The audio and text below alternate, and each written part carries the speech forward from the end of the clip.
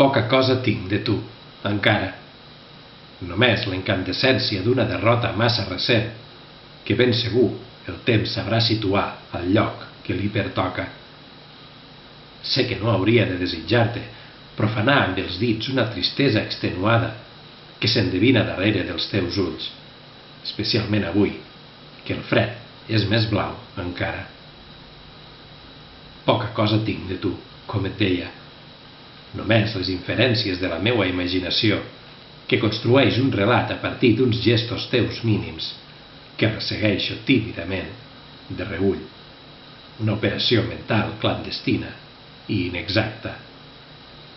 Millor fora fer veure que no existeixes o aturar qualsevol inici d'una activitat de tota una gamma d'apetits encara accessibles.